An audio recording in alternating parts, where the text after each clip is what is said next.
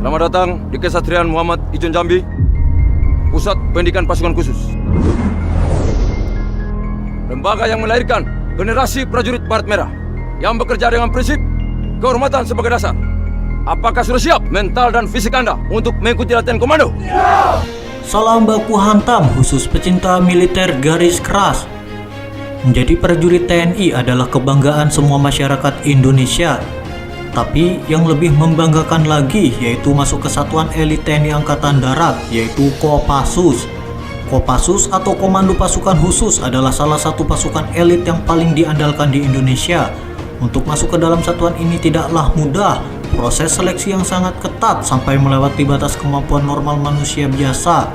Seperti yang dikatakan oleh Serka Asmujiono dalam buku Kopassus untuk Indonesia. Asmujiono mengatakan, kalau kamu pingin hidup lebih sengsara dari prajurit biasa, ya kamu masuklah Kopassus. Pasti kamu akan sengsara. Sengsara di sini dimaksudkan setiap calon anggota Kopassus akan menjalani siksaan terberat dalam hidupnya, seperti tawanan perang. Saking beratnya pendidikan Kopassus, setiap anggota Kopassus yang sudah lulus dan bergabung ke Satuan Baret Merah tidak akan ada yang mau mengulang lagi, meskipun ia diiming-imingi uang 1 miliar rupiah. Tidak ada satupun siswa yang sebelumnya bisa membayangkan hal-hal apa yang akan mereka hadapi sebagai calon prajurit Kopassus. Ternyata setelah mengikuti pendidikan Kopassus selama 1 bulan begitu berat dan ingin cepat-cepat menyelesaikan pendidikan ini. Lalu seperti apakah beratnya latihan Kopassus di TNI Angkatan Darat? Berikut videonya. Pendidikan Kopassus dijalani selama 7 bulan. Mereka akan menjalani pendidikan 2 tahap, yaitu tahap 1 dan tahap 2. Selama itu pula siswa tak bisa berhubungan dengan keluarga, kerabat, dan teman. Mereka juga tak mendapatkan hari libur. Sistem gugur diterapkan dalam pendidikan komando. Jika siswa gagal dan tidak kuat atau menyerah selama pendidikan, secara otomatis mereka akan diberhentikan dalam pendidikan. Jadi selama 7 bulan itu mereka akan sering berhadapan langsung dengan para pelatih di Batu Jajar, Situlembang, Cilacap, dan Nusa Kambangan. Beratnya latihan selama pendidikan komando.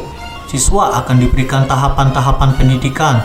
Tahap-tahap itu seperti tahap basis, teori tentang kemampuan prajurit komando yang berisi ilmu medan, menembak, pengetahuan senjata ringan, dan pengetahuan demosili. Kemudian tahap gunung hutan. Tahap ini dimaksudkan agar prajurit memiliki kemampuan untuk beradaptasi dan mengatasi hambatan di gunung dan hutan. Latihan yang diberikan antara lain penjejakan atau anti penjejakan, survival, dan ilmu medan. Dan yang terakhir, tahap rawa laut. Tahap ini dimaksudkan agar prajurit mampu beradaptasi dengan medan rawa laut. Latihannya seperti pengenalan rawa laut, patroli, dan pengendaraan laut. Ada juga pembinaan jasmani militer. Latihannya cukup menyeramkan, seperti ketangkasan jasmani, melempar pisau, dan renang militer. Lalu latihan bela diri ala militer dan kesegaran jasmani. Latihan fisik menguras energi.